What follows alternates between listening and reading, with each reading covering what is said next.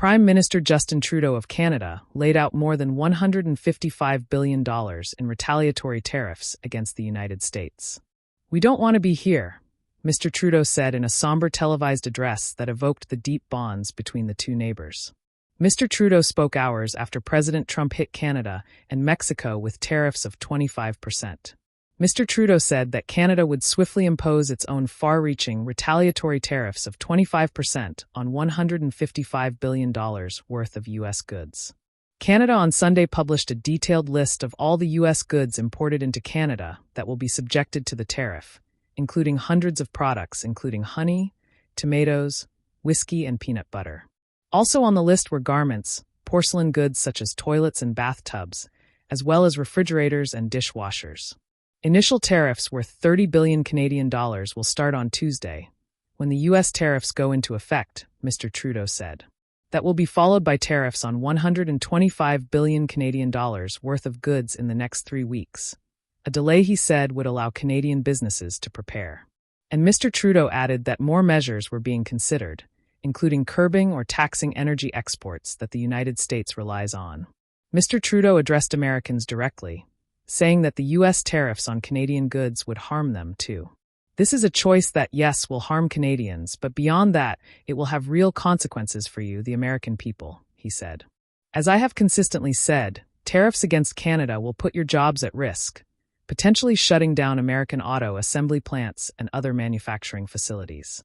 Canadian provinces, too, began to respond to the tariffs, with Ontario and Nova Scotia saying that they would pull American beer, wine, and spirits from their government-owned liquor stores.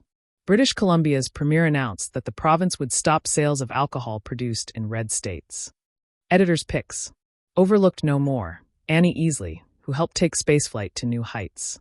See Lucy Run, 3.2 million years ago. Our ultimate guide to making the best chili. The Liquor Control Board of Ontario imports about 1 billion Canadian dollars, about $690 million, worth of U.S. products each year. But although few, if any, parts of Canada's economy will be left unaffected by tariffs, but none are likely to experience more potential turmoil than the auto industry. The sector employs about 125,000 Canadians and produces some 3,300 cars a day, more than 90% of which go to American buyers.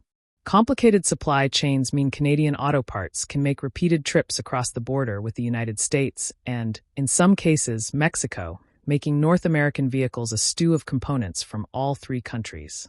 Within hours of the U.S. tariff announcement, a wave of economic patriotism was sweeping over Canada, with retailers putting Canadian flags on shelves with domestically produced products, lists of Canadian alternatives to U.S. goods circulating on social media, and leading politicians from across the spectrum urging citizens to buy Canadian.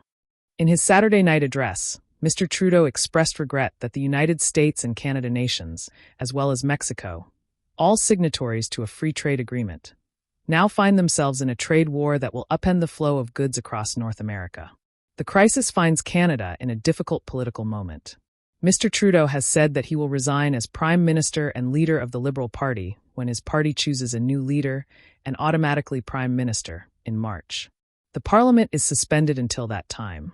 Despite the fraught political climate, though, the top contenders to replace Mr. Trudeau from within his own party, as well as the opposition leader vying to win the next federal election, have broadly coalesced around a national unity response to U.S. tariffs. The pain Canada will feel is real. Experts believe the tariffs that take effect on Tuesday will tip the country into a recession, putting hundreds of thousands of jobs at risk.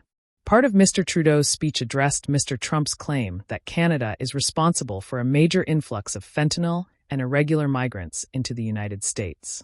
In response, Mr. Trudeau presented recent data showing that only about 1% of fentanyl in the United States originates in Canada. He also said that about the same percentage of irregular crossings into the U.S. occur at the northern border.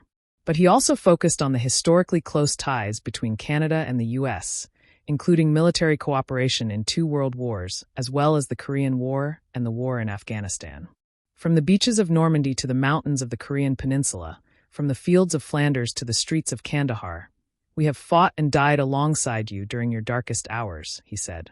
Sure, we're going through a difficult time right now, and yeah, emotions may run high here and there, particularly around hockey games," Mr. Trudeau added with a faint smile at another point in the speech.